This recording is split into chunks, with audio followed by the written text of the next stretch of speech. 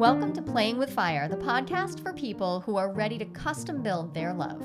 We're talking about non-monogamy, however you design it, as an individuation opportunity. Want to leave the default and make your life spectacularly you? You're in the right place.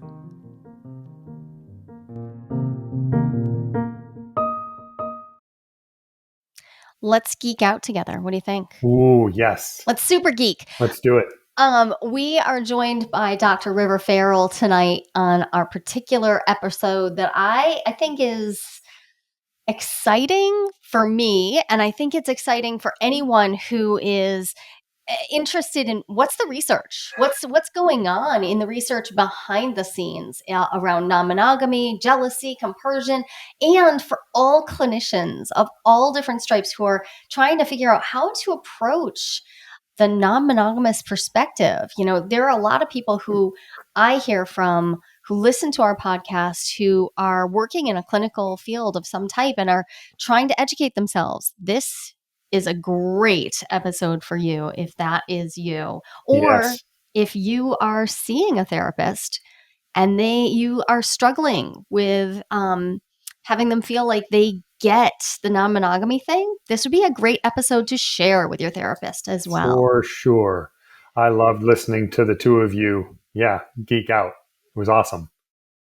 So why don't you go ahead and introduce Yes, everybody, because Dr. River's got a River- lot to say. Let's get right to it. Let's do it. Dr. River Farrell is a non-binary, queer, polyamorous clinical psychologist who's been working in the field for over 15 years. They have specialized in working with gender and sexual minority clients, utilizing acceptance and commitment therapy, ACT, I heard it's called. That's it. Currently, they are conducting research on using ACT with CNM clients. This is really exciting stuff. Let's dive right in. River, thank you so much for joining us. I'm so excited to have this conversation. I feel like it's been like over a year in the making, just kind of percolating in the background as an idea, and now here you are. Yeah, I'm excited to be here. I am excited to talk about all my research, about all the work that I'm doing. I love your podcast in terms of getting more non-monogamy education, especially from a psychology perspective and all of that, out into the community. So I'm really happy to be here and be involved. Yeah. I've been thinking about what it means to be a researcher in this world, like more and more, to be a researcher right now.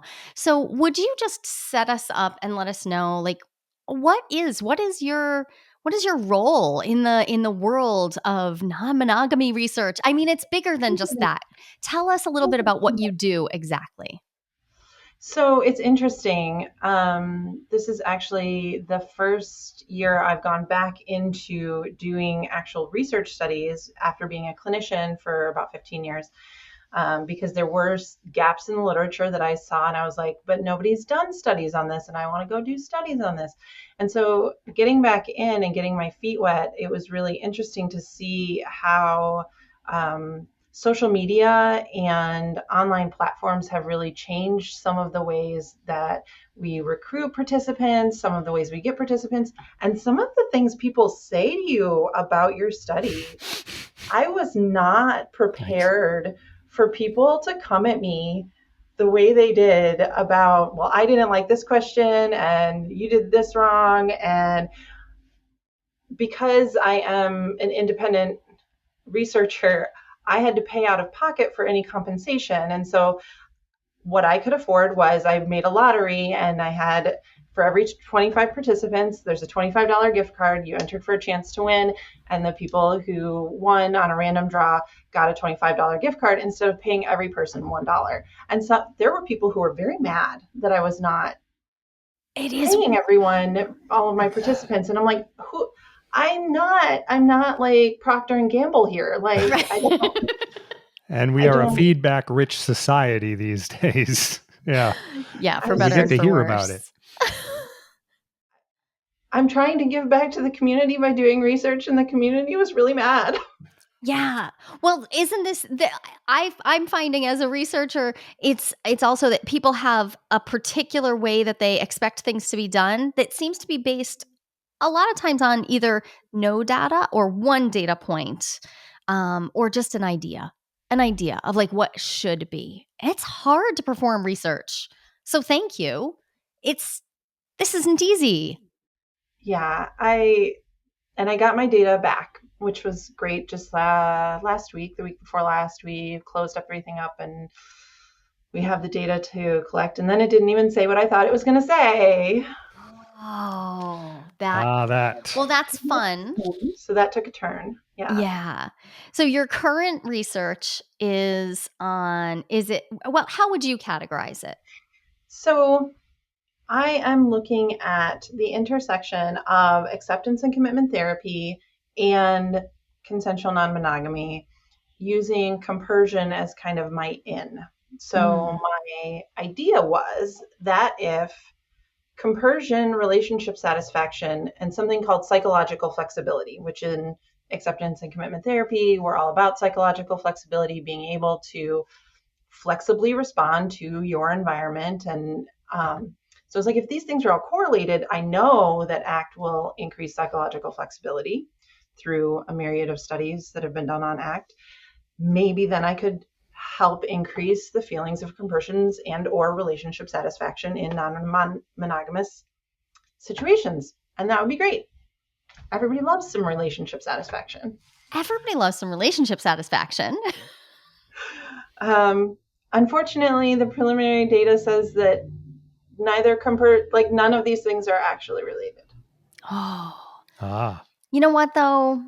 Can I just applaud you going out looking for a particular thing, seeing that preliminary data, and sitting here and just owning it, saying it. That's uncomfortable, but that's exactly what research is. Well, that's good research. Yeah, that's right. So I have to figure out why it's not. Is it a measurement error? Is it something else happened?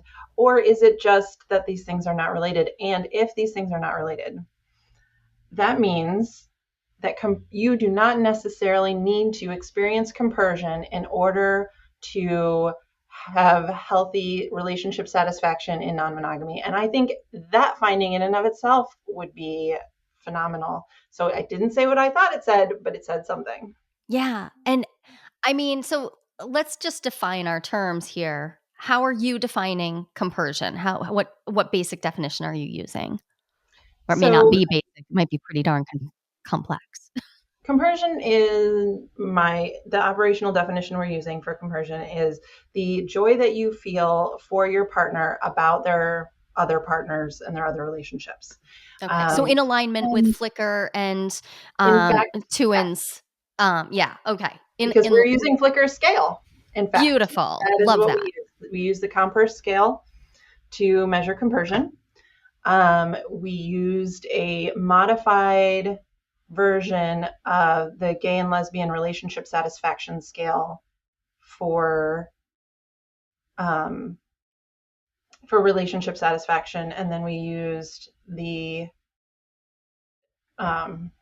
psychological flexibility scale. I forget the acronym off the top of my head, but so when you say the joy you feel for your partner, experiencing joy with your other partners, experiencing relational exuberance, whatever it is, right? They're having a good time and you're having a good time because they're having a good time. When you found that it wasn't the result you thought it was, I mean, I want to ask the psychodynamic question. How did that make you feel? I'm very curious as a researcher. How did you feel? Well, crap, now what? Yeah. That was my first response is, well, crap, now what? But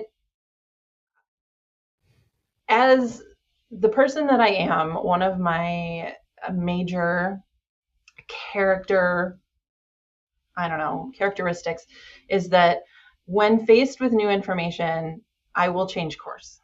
Yeah. And so I pretty much, I've done all of the mental yoga there. I've mental yoga'd myself into things in the past, but when faced with new information, I will change course. And so I sat down over a weekend and was mulling it over. And I just thought to myself, okay, if compersion and relationship satisfaction are not related,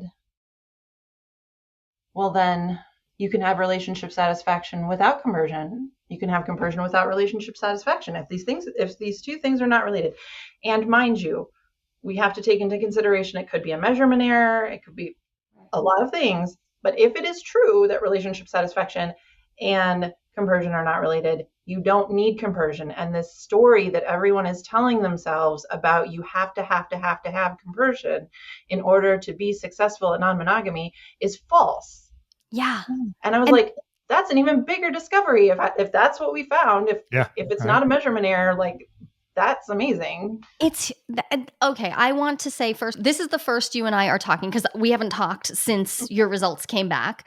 And this makes me very excited. I literally have the chills up and down my body because my research demonstrated just the idea that that nurturing compersion was like perhaps a step you could take, but there was I couldn't find any evidence. I didn't set out to look for evidence, but I didn't see any evidence that compersion was even consistent across my data set. Now, it was a qualitative set, so there was I wasn't drawing conclusions from that, but it aligns with my research to say, yeah, it's a nice to have, and some people really enjoy it, but it just doesn't seem to be necessary. But the mainstream story and the desire to experience compersion, and then worse, the pressure put on people, especially when they're new to non-monogamy. I feel like the longer you're non-monogamous, the more you come to realize, like, some of us have an easy time accessing compersion, some of us don't. But at that first couple years, there can be a lot of pressure from the broader community or from your partners. Like, why aren't you compersive? Yeah, it's nice. It speaks to the good poly person trope. Now, one of the other things is we looked at the entirety of non-monogamy, not just polyamorous people. Yep. And so I'm not sure if, again, the data just came in. I haven't sat down and examined it thoroughly yet. I'm wondering if there is a difference between people who identify as polyamorous versus swingers versus open relationships, and if the style of non-monogamy that someone is engaging in influences whether or not relationship satisfaction is influencing compersion, or compersion is influencing relationship satisfaction. Which also, that slip of the tongue just also said a thing. By the way, if things are correlated, that doesn't imply causation. So it could be that compersion causes relationship satisfaction, but it could be that relationship satisfaction causes compersion. So, like, that's another piece of this puzzle. Yeah, that's a huge piece of the puzzle. Ken, you're a pretty, what I would call, if there is such a thing, a naturally compersive person, a person who has really easy access to compersion. It just seems to exude right out of him. I don't know how he does it, because that is not the case for me.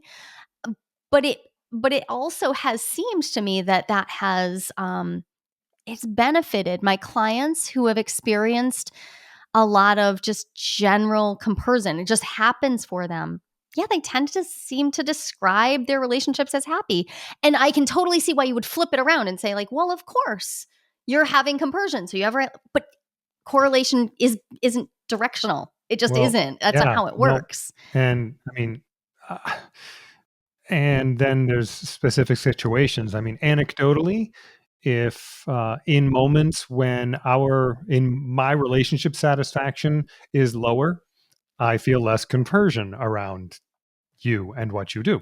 Right. Because I might be mad at you, and I'm much less likely to be happy about your being happy when I'm mad at you. So yeah, it gets, there's a lot of factors at play. So, River, what I'm hearing already is that there's exciting new research happening. Mm-hmm. I'm thrilled that you're doing it. What inspires you to do the hard work? I mean, like, this is not an easy thing to conceptualize studies, let alone to actually do the work of data collection and analysis and then the writing. What motivates you to this? Special interest. Like, curiosity. Part of it comes down to I have in my self journey realized that I am definitely neurodivergent. I don't really question that anymore. I have always found human beings to be both fascinating and terrifying. And that the more I studied and understood these fascinating creatures that we are, the easier time I would have moving through the world and understanding what is going on um, around me. So by doing this research, I will have more data to understand what is going on around me and hopefully help other people understand, because I am not the only neurodivergent person in the world by a long shot. And I'm not the only neurodivergent person doing non-monogamy or identifying as non-monogamous, depending on if you take the orientation view or the lifestyle view. And that's a whole nother conversation. But yeah, so we need the information. It helps us navigate the world. I think you and I exchanged a meme a while back about like, yeah, best case scenario. Let's ask a neurodivergent person who's really, really interested in a subject, or let's ask a PhD who spent their life studying a subject. Why not ask both? I'm Why thrilled you're not doing both? this research because as a person who's spent all this time investing themselves in understanding humanness, to now have this special interest that is massively understudied, just dramatically understudied. And I love particularly that you're looking at a particular form of therapeutic intervention that, well, when I went back and got my second master's degree, boy, the Kool-Aid was going around. People are really, they're loving, thriving in, and using ACT, acceptance and commitment therapy.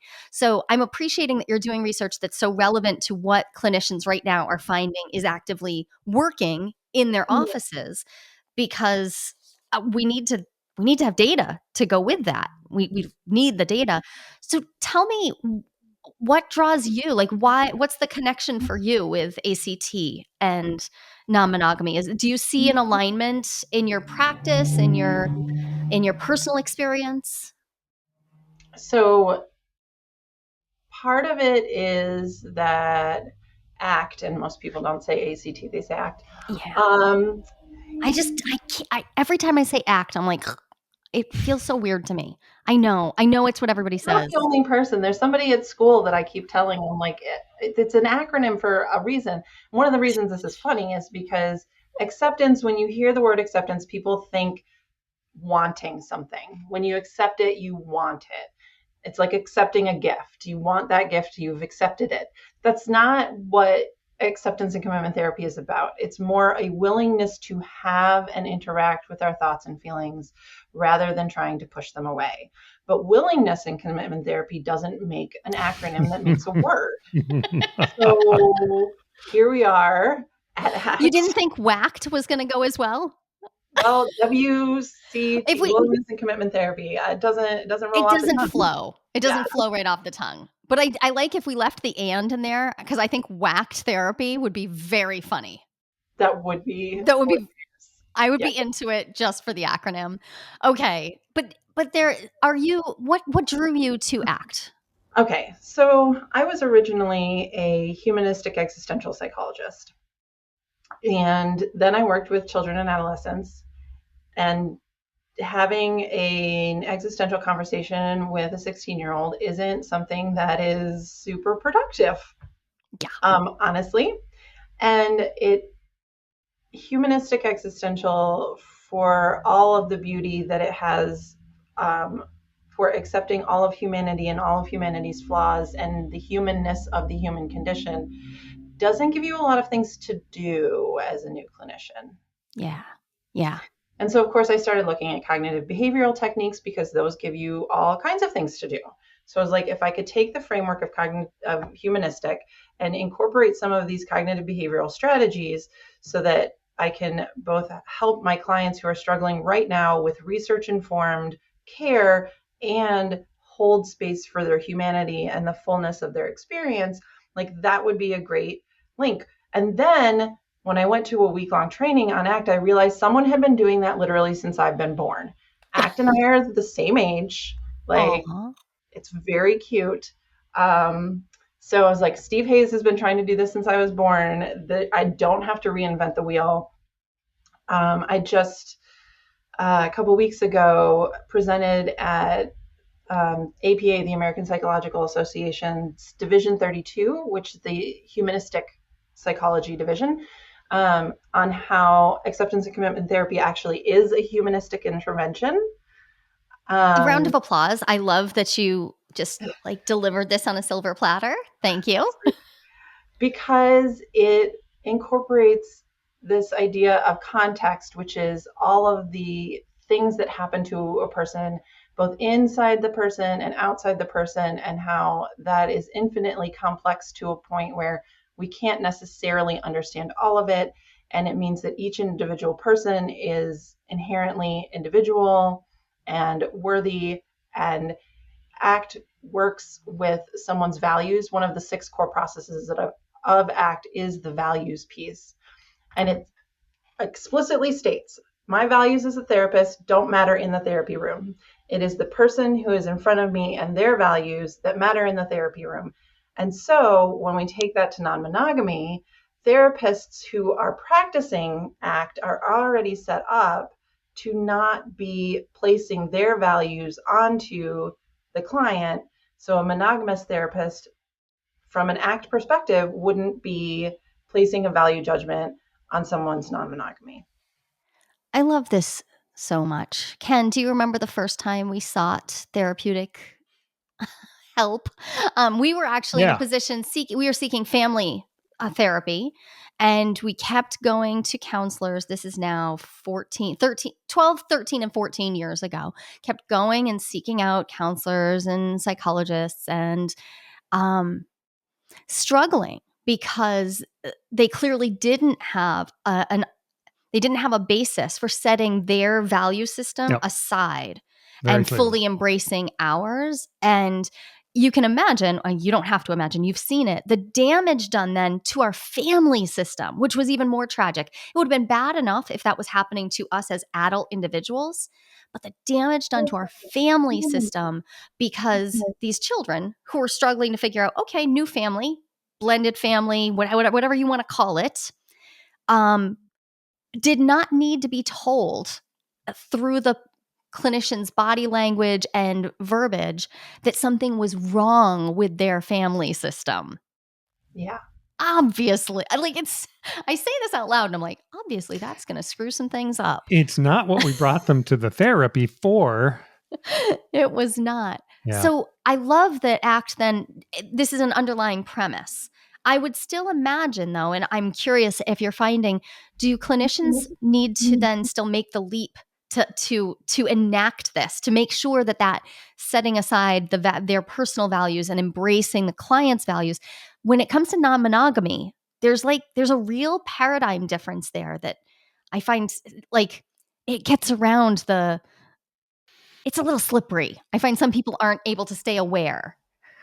The parallel that I can draw is something like a cultural barrier, right? Ugh. Where even if you are actively trying to understand someone else's culture, there are going to be so many things that you don't even know. Like, you don't know things that are offensive. You don't know things that you don't know, because it's a whole different mindset, a whole different way of being. And so, obviously, most therapists are monogamous, and most therapists have internalized monocentric views that they would have to then try to actively set aside. And so even when they're trying, it will leak out, because even when we're trying to be non-monogamous in the beginning, it leaks out. I mean, it still leaks out of me every once in a while, because it's just ingrained in all of us. Right. But the active attempt to hold this slippery idea of a different cultural framework is nice. I appreciate that. I had not planned to go here, but I think it's relevant. I think we should explore it especially for the clinicians, but also for people who are seeking help. I read a quote in Lucy Fielding's book, Transex. Lucy talks about how, often we use curiosity as a really strong tool, curiosity as a tool to make sure that we're entering into the client's worldview, make sure that we're entertaining a a picture beyond what we can imagine. But the quote, I believe, is curiosity is not a morally neutral value. Like it's not, curiosity itself can be challenging. And what I'm imagining is in ACT, there's this premise of I'm going to set aside my values.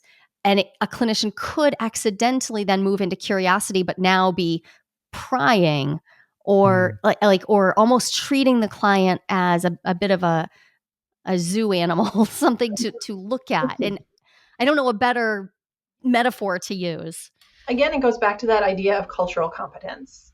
You can't, there's this idea in the field that you, and for most people have accepted, that you cannot use your client as the expert. You have to go out and educate yourself on a client's culture in order to effectively work with them. You can't just, again, that morbid curiosity, zoo animal, like you can't do that. You can't do that for culture. You can't do that for non-monogamy. Yeah. You can't do that for LGBTQ culture. You can't do that for any piece of a human experience which is completely foreign to you. You need to educate yourself on before you work with a client of that experience. Yeah. And that was in my own last research paper, was this element of when people are seeking help for jealousy in the non-monogamous context, the clinician needs to understand the context, but often they enter into it without recognizing that it is a cultural competency area. Like there's just a misunderstanding. Yeah, because monogamy tells you it's easy, just get rid of the third person. Like that's easy, right? You're jealous, just get rid of the thing you're jealous. That's fine, just get rid of it. Just don't be friends with that person. Just don't hang around that person. Just get rid of the thing that is causing the feeling. And suddenly, why jealousy is the only, like, one of the few things that you could just like avoid. Like the whole plan is avoidance, which, by the way, experiential avoidance is the antithema of acceptance and commitment therapy. That is literally what we tell people not to do. Experiential avoidance, trying to push away your thoughts, push away your feelings, not feel them. And so the fact that our culture literally just says, yeah, that one though, you could just totally do that. Right. I mean, and it's so many levels. That happens at a child's level. We will tell children to just don't be jealous. And then we tell young teenagers, we model for them the idea that jealousy is bad and icky. And then we grow up, and in monogamy and in non-monogamy, there are plenty of people who experience the idea of like jealousy is bad. It is inherently bad, and therefore we should try to cut it off. And it doesn't take a lot to walk that out. And from my perspective as a Jungian, like, well, if we cut something off, it's going to be like a hydra. It's coming back with 7 heads. But there is something very special about jealousy. We don't do this with anger. We don't do it with sadness. I can't think of anyone anywhere who would say, just don't feel sad. I cannot imagine that sentence. I suppose there are people, toxic positivity people. I don't even hang out with those people. But yeah, we don't hang out with those people. But they exist. They exist. There are people who place a value judgment on feelings. And that's another thing that I've just, since becoming an ACT therapist, have shifted my language on. There's no such thing as a good feeling and a bad feeling. Yeah. Sorry, there just isn't. There are pleasant ones and there are unpleasant ones, but there are not good ones and bad ones, because if something's bad, we get rid of it. Right. Moral judgment. Right. There's no moral judgment on a feeling. And I would push that even further, because the, even in the APA's definition of jealousy, they call it a negative emotion. The leap from negative to bad is real tiny. It's real tiny. They don't say that about sadness. They don't say that about anger. And it bespeaks to me this attachment that we have, that somehow we should just get rid of jealousy, and then we get to this idea that it's unevolved, like that there's something wrong with us if we feel it, right? So now we start applying moral judgment to ourselves when jealousy's literally evolved. Like it's there for a reason. It's a feeling. It's I don't think humans are here doing stuff we didn't need at some point. So what do we do with that? How do we address that in ourselves, especially if we're experiencing like a continual battering, a barrage from our peers, from our families, maybe from other partners, maybe even from a clinician in our life who is accidentally demonizing jealousy? Like, what can we do? Like, what would you suggest somebody do if somebody showed up and said, "Yeah, I don't know, I think it's just bad. Everybody keeps telling me it's so bad that I feel this." Well, I would ask them why they're asking that question in the first place. Because if they truly believed that it was bad and they believed everyone else, they wouldn't be asking me what to do. They would be asking me, help me get rid of this. Yeah. Right. So there's already an opening of what like motivational interviewing people call the change talk, right? Yeah. That Getting little that them to opening of like, recognize. hey, I don't think you've swallowed this pill. Maybe it's not too late to spit it out. But if somebody comes in and says to me, I don't want to be jealous anymore, I straight up tell them that's not a thing I can do. Yeah. Um, Me too. And people are always expecting that I'm going to say I can fix it. I you like can't that's fix the feeling. we don't fix feelings. You don't. And we'd lose the intelligence that the feeling's bringing us. We'd lose it's information for me. I'd lose access to that. It's so interesting. I think part of, especially Western culture, when it comes to jealousy, part of the difficulty we have is its proximity to envy. Yeah. And I agree. envy is one of the seven deadly sins, and we're not allowed to be envious because that's the road to hell. And yeah, it's a lot easier to be jealous of someone of whom you're envious. Yeah. Yeah. If that third part of the triangle, the jealousy triangle, if you are also envious of that person, which if there's any element of comparison, now envy has entered the room. Now we've got, I think of jealousy and envy as multiplicative. Like it's not just additive. Like now the problem has multiplied in its intensity level for most people. And now we add to it the fact that, yeah, oftentimes we try then to avoid it. But what I heard you say is in ACT, we would specifically not recommend that someone try to avoid jealousy in order to work with their jealousy. But we don't avoid any feeling. That is experiential avoidance. We don't do that because what happens is we can't actually get rid of feelings. No one has discovered a way up to this point in humanity to erase feelings, to get rid of feelings. And so what you end up with instead is what Russ Harris calls your struggle switch, where first you have the feeling and then you have feeling bad because you can't get rid of the feeling on top of feeling the feeling. And then maybe you have frustration that you feel bad that you have this feeling that you can't get rid of. And it just kind of snowballs into this big thing. Whereas instead, ACT teaches us to be willing to have the original emotion. So if instead of having jealousy and then anger that I can't get rid of it, and then frustration that I have anger, and then all this, if I could just have the jealousy and not have the huge snowball, Yeah. I could probably free up some space to maybe make some better decisions. Maybe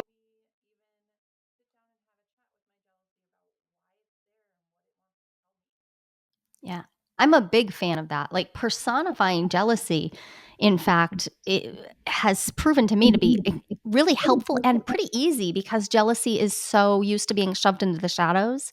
It's so used to being, we cut it off that if I can sit down and entertain it and have a conversation with my jealousy, really engage in dialogue with it, uh, it's usually like, whoa, holy crap, someone's listening to me. Okay. And if you can't have a literal conversation, and some people I know they get overwhelmed by the idea of talking to themselves, you can write to yourself. I mean, that's what journaling is. You can write it out. You don't have to engage in a practice that feels uncomfortable to you. But I love the idea of just engaging with the jealousy as is, which also tends to mean that I need to do it in a timely fashion.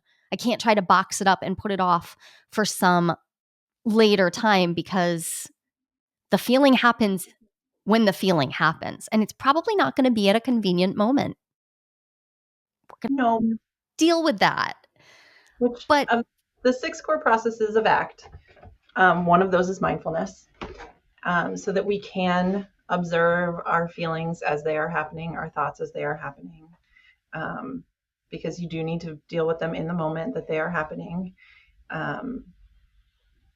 And that thing you said about being willing to have the feeling as it is, there's a saying in ACT that tries to encompass all 6 of the processes, and it includes the statement, am I willing to have this feeling as it is, not as it says it is, in service of my values, in order to lead a rich, full, and meaningful life. it's a mouthful, but I appreciate that, like, it's one statement summing up a lot. Like I'm pretty sure I butchered it. It's actually longer than that because, again, you can't sum up 6 processes in one statement. But the core idea there of that willingness, and that personification piece is what we would call diffusion. mm-hmm. So if there's an ACT therapist listening, they'll know that diffusion is separating oneself from one's thoughts in order to evaluate those thoughts and the contents of those thoughts without becoming activated by them. Yeah. So Whatever operationalization you go through in your processes, if there is a moment of differentiation between my like the thing that is me that's doing all of this thinking and all the mess that's going on in there that's happening, it whatever process you're using, whatever name you're calling it, I'm into it. Because in that moment you create space for there to be something other than your well-worn path. Like that, just like whatever my habitual reaction has been, whatever the story has been, there's some space now. So all of this is bringing me back to what. So you said that a core piece of this is that the the clinician's values don't enter the therapy room, and I'm hearing like this how valuable that same idea is in just interacting with people of other like philosophies of any kind. So I'm wondering, that's a great thing to say. What techniques and strategies do you recommend to a therapist, for example, who's going to go in and talk to somebody for identifying how their values are impacting them and then dealing with that? So if I'm understanding the question, it's strategies for a clinician who knows they're going in to meet a client who has different values than they have. Yeah. And how to keep that separated. Yep. How to stay aware of it and keep it from entering the room. Well, there's a lot of doing ACT on oneself. There are, it's one of those things you live so that you can teach, so that you can do. Remaining mindful of one's biases, exploring your biases, knowing you're going to have them before you go into the room is the first step. And then having good diffusion strategies for when thoughts like judgmental thoughts pop up. They don't have to come out of your mouth. Luckily, most therapists, I'm sure not all, because not all of anyone is anything, but most therapists are good at not just saying everything that comes in their brain at any given moment. So being able to tuck some of that away and save it for after session in order to evaluate whether or not it was bias or where it was coming from, and really keeping the session focused on the client and on where they want to go. And something I frequently ask in my sessions is this thing you're doing getting you where you want to go? Like, one of the values that is pretty ubiquitous in humans is connection. And so the value of meaningful connections with other people is something that a lot of people struggle with. And so I ask them, is doing this thing getting you to where you want to go, getting you to the value of connection? And they'll go about that through different paths. But because you're reducing it down to this, like, oh, right, is it taking them in the direction of connection, which they've already stated, they've already made clear is a value for them. You're returning them to a meaning making process that you don't need to agree with their method for getting there. There's no need. You can stay focused As long on as theirs. nobody's getting hurt, it doesn't matter to me how you get to your value. Yeah. But Yeah. then identifying your values is a pretty important first step in that, of knowing, like, because one of the things that I picture, like, sure, I walk in the room, okay, what am I bringing into the room? If I don't know, it's going to be really hard to, like, I may not think something's judgmental, and then I look at it afterward, I'm like, oh no, I see it now. Now it's too late. So doing that work, like what you said about doing ACT on yourself. Yep. Okay, there we go. Those kinds of practices, and that. Yeah, I wonder if I have my book. Nope, I do not have it here. There's actually a workbook for clinicians on doing acceptance and commitment therapy on yourself, and there are groups for that. So I'm loving the direction that this conversation took, because we actually have there are a lot of clinicians who listen to this podcast. And I know because I chat with them via email quite a lot, and it's fascinating to me how frequently they are what they're doing. Listening to Playing with Fire is, hey, I have clients who are coming in and they're dealing with jealousy, or they're dealing with coming out as something other than monogamous. Maybe they don't even have words for it, and they're doing the work. They're trying to educate themselves on what is this? Because non-monogamy is just so big. So I'd like to just circle back to doing the research is important on a clinical level, but doing the research that will then support the clinicians to actually be able to approach these problems. If there are clinicians listening thinking, oh, yeah, there's just a lot more to learn than it feels possible to learn about this topic. That makes sense to me, because you said earlier, River, we're all in this. We're in this monogamous zeitgeist. We're just in this water. So we have to keep unpacking it. And I would agree with you. I mean, I have to unpack my mono mind over and over and over again. And the more time I spend with people who are inside that, the more I have to go back and then check again. So it makes sense to me that clinicians would be listening for lots of reasons, one of them being to satisfy that sense of curiosity about how does this work for people, and how could you possibly seek connection if the only way they've ever sought connection is through a monogamous exclusivity. Well, now we have to reimagine, what would connection look like if I'm not using exclusivity as the measure, or I'm not using longevity as the measure. um, it's a mind-boggling feat to take on. So I'm thinking about the fact that I know you train clinicians, like that's your job. And so doing that, like I imagine that you watch people having their special interests, and then the people who realize, oh, I'm going to have to know about this because we have a burgeoning population who are owning their non-monogamous nature. We really do. I work at a graduate school, where we have cohorts of 18. And so there's 3 years they're with us, and then they go off on internship for a year. It's a 4-year program. And so many of them now know me as the non-monogamous researcher person. And so they'll ask me, I get questions all the time. So many of these students are having clients at their practicum sites who are non-monogamous. What do I do? How do I handle this? What is best practices? And I'm like, well, APA doesn't have any best practices yet. We haven't even gotten compersion in the dictionary. Yeah. So some major problems, but also Couple holes. So, here's some resources, here's some things to read.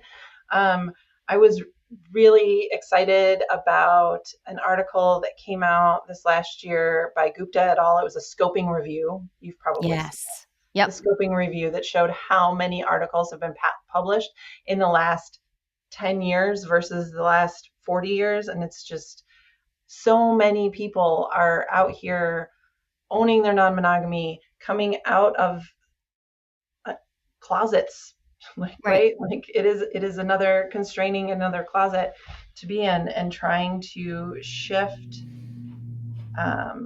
towards acceptance of alternatives to monogamy. Right. Which, I mean, of course, is nothing new. It's like the non-monogamy isn't the new thing. You know that. I know that. We know it's not new, but it is new to talk about it openly within the Western medical model, within this particular insurance-driven clinical setting. It is definitely still in the realm of new, and so it's research like yours that makes a difference. And I know that it's an immense amount of work, and I just want to say thank you because it makes a difference that it's happening, and that you're sitting with the data that comes back and taking the time to allow it to inform what will become the next piece of research, then the next can build on that. It It is so important. it means a lot to me. So thank you. And thank you for the work that you do. I have students that are so excited, and students are so full of life. And so we are working diligently on also jealousy research. I told you my students are trying to get together a jealousy scale because there's not really a super great one out there. Nope, there isn't. I flat out say it. The scale that's used in all of Buss's studies, I think it's just flat out bullshit. I don't I draw no compunctions about that. It is mono cis normative. It can't be used to study the populations that I want included in my jealousy studies. So thank goodness. Thank goodness for the effort that your students are willing to put in to figure out. So then how do we talk about jealousy? How do we talk about it when we remove the idea that mono norms are the basis for how we contemplate jealousy? That is paradigm shifting work, and I'm so grateful that people are just digging into this. If anyone's listening and is wondering what they should be on the lookout for, I'm just curious, where should they follow you? Where should they find you? Because you're out there in the world, but you're a clinician now turned teacher, educator. Where should people follow you as your research starts really hitting the pavement here? Well, so I am at the Michigan School of Psychology. And so that is their website has everybody's research on it that's been published and things like that. I try to get on TikTok sometimes. Being a very busy human being, that doesn't happen as often as I would like. I have a professional Instagram that I have revived. It's I love that for you. I love that for you. R Farrell PsyD, because PsyD is my degree. Okay, so we can get that into the show notes. I have a secret mission to make sure that River is Yeah. cited and found, because I remember when I was setting out to do some of my the revisions for my latest study, reading the chapters that you've written and the work that you've been putting together was really helpful to me to remember that, like, there are more people out here doing this work. We're not actually alone. The non-monogamous people who are feeling like, I'm alone in this, you're not alone. Go follow River, Yep. listen to what work they're putting out. It makes a huge difference that we just remember that there are actually a lot of us out here doing the work, figuring out what happens next. My poster will be at APA. So if there are clinicians listening, my students and our poster will be going to APA this year. And so check us out in the poster presentations. Fantastic. That's fantastic. That's great. Congratulations. I love that. I'm so excited. Well, this has been great. It's been awesome listening to all the research talk and thinking about things at this level. Looking at human interactions at this level is so important if we're going to change to whatever's next. And River, because we want more people paying attention to ACT, I'm going to make sure that there's also some links and resources specifically for that. So if people are looking for clinicians who are taking that tactic, seems like a pretty solid one to be looking for. If we're looking for somebody to work from a non-monogamous perspective, that's one thing. But also just to look for a clinician who's trained in a method that's underlying basis is just genuinely supportive of multiple viewpoints. So I'll make sure there's some ACT resources linked in the show notes too, so people are getting good help.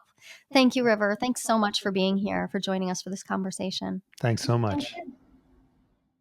We talk to you all the time. It is absolutely imperative to me that we get to hear from you as well. Yes, please. So we'd love to invite you to join us. Join Ken and I. We're holding monthly Ask Me Anythings.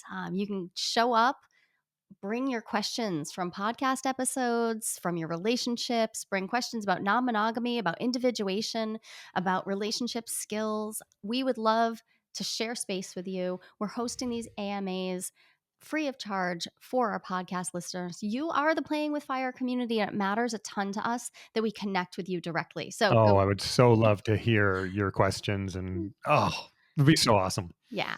Go to joliehamilton.com/AMA and you'll find a way to sign up real quick and get an invitation to join us in a small group where we're going to get together and talk about all things non-monogamy, individuation, and relationships.